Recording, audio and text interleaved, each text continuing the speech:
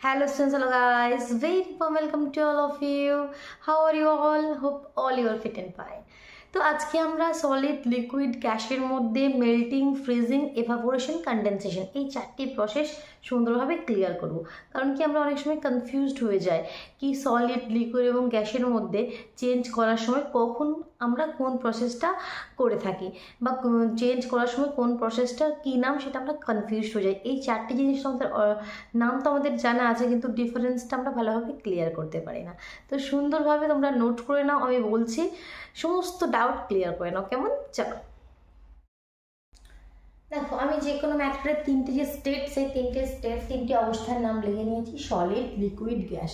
Solid মানে যেটা hard যে অবস্থাটা, যেমন আমরা যদি ওয়াটারে বলে থাকি সলিড মানে আইস যে বরফ, সেটা সলিড। লিকুইড মানে যে ওয়াটার, সেটা লিকুইড ফর্মে এসে গেল। গ্যাস মানে যেটা, সেটাকে যখন আমরা গরম করি তখন সেটা গ্যাস বাষ্প বেড়ে চলে যায়। তো সেটা তার তিনটি ফর্ম, ঠিক আছে? তো যে কোনো, এই নাকি এটা শুধু তুমি ওয়াটারের ক্ষেত্রে বললে, যে কোনো ম্যাটেরিয়ালকে তিনটি ফর্ম হয়, সলিড ফর্ম হয়, লিকুইড ফর্ম হয়, গ্যাস ফর্ম হয়, তিনটি অবস্থা হয়। তো যখন আমরা সলিড থেকে লিকুইড করি, এইটার সলিড আর লিকুইড এটা ক্লিয়ার করো। সলিড থেকে লিকুইড করার জন্য কী করবে? তুমি ওয়াটারটা দিয়ে ভাবো, দেখো কত ইজিলি তোমরা ভাবতে পারবে। সলিড মানে কি, বরফ রয়েছে, বরফ থেকে আমাকে লিকুইড মানে ওয়াটার করতে হবে, জল করতে হবে। তো বরফ থেকে, আইস থেকে ওয়াটার করতে গেলে আমাকে কী করতে হবে? বরফটাকে কী করতে হবে? গরম করতে হবে।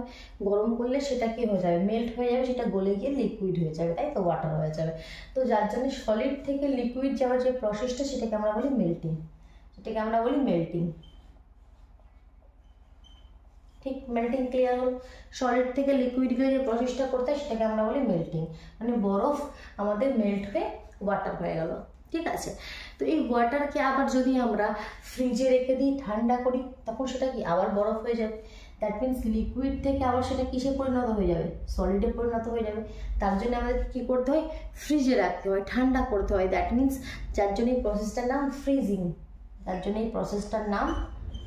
ফ্রিজিং।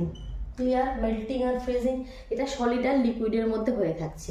সলিড থেকে যখন লিকুইডে যাচ্ছ মেল্টিং, আর যখন রিভার্স আসছো মানে লিকুইডকে, ওয়াটারকে যখন ফ্রিজে রেখে ঠান্ডা করে সলিড করে দিচ্ছ, যার জন্য তার নাম হচ্ছে ফ্রিজিং। মেল্টিং আর ফ্রিজিং ক্লিয়ার? কোনো আর কনফিউশন নেই। এবার লিকুইড আর গ্যাসের মধ্যে চলে আসে। লিকুইড ওয়াটার আছে, ওয়াটার থেকে গ্যাস কীভাবে হয়? বাষ্প কীভাবে? গরম করলে, ঠিক আছে? গরম করতে হবে। তাহলে লিকুইডকে যখন গরম করব, সেটা কিসে পরিণত হয়ে যাচ্ছে? গ্যাসে পরিণত হয়ে বাষ্প হয়ে উড়ে যাচ্ছে। এই প্রসেসটাকে আমরা বলি এভাপোরেশন। এভাপোরেট হওয়া মানে বাষ্প করে উড়ে যাওয়া, এভাপোরেশন। এই প্রসেসটাকে আমরা বলি evaporation. Clear? Evaporation clear? Liquid থেকে গ্যাস, লিকুইডকে গরম করলে সেটা বাষ্প হয়ে গ্যাস হয়ে উড়ে যাচ্ছে, সেটাকে বলছি এভাপোরেশন। আর গ্যাস থেকে লিকুইড উল্টো, গ্যাস থেকে লিকুইড, এটা ইন জেনারেল আমরা খুব কমই দেখে থাকি। কি গ্যাসকে আমরা লিকুইড হতে দেখি? কোথায় দেখি বলো তো? দেখি অবশ্যই, যখন আমরা কোনো কিছু রান্না করার সময় হাঁড়ির মধ্যে যে ঢাকনাটা, লিডটা যখন আমরা ঢেকে দিই, কিছুক্ষণ পর খুললে দেখবে কী হবে?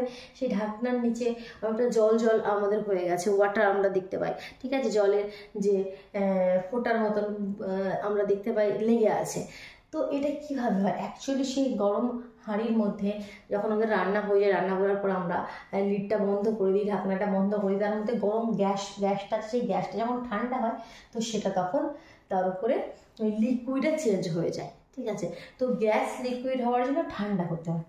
ঠান্ডা করলে, ঠিক আছে, বা আমাদের অনেক চাপ, প্রেশার দিলে সেই গ্যাস আমাদের লিকুইডে চেঞ্জ হয়ে যায়। যেমন আমাদের যে গ্যাস সিলিন্ডার থাকে, যে সিলিন্ডার, আমরা তো সেটা গ্যাসের সিলিন্ডার, কিন্তু সিলিন্ডারের মধ্যে গ্যাসটা যে আছে সেটা লিকুইড ফর্মে আছে, সেটা কি গ্যাসের আকারে আছে না?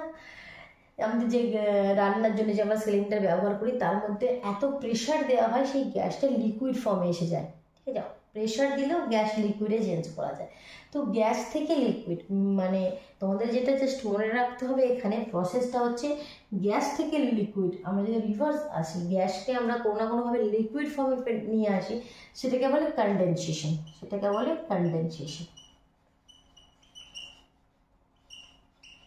Evaporation, condensation. দেখো, সলিড লিকুইডের মধ্যে দুটি প্রসেস, মেল্টিং, ফ্রিজিং।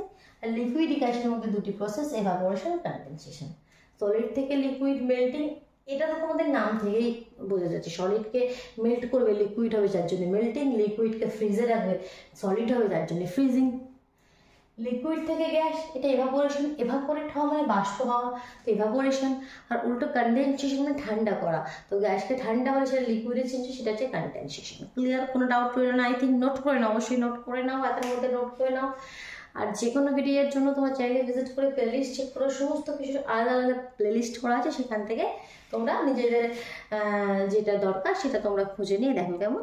চলো তাহলে আজকের মতন টাটা।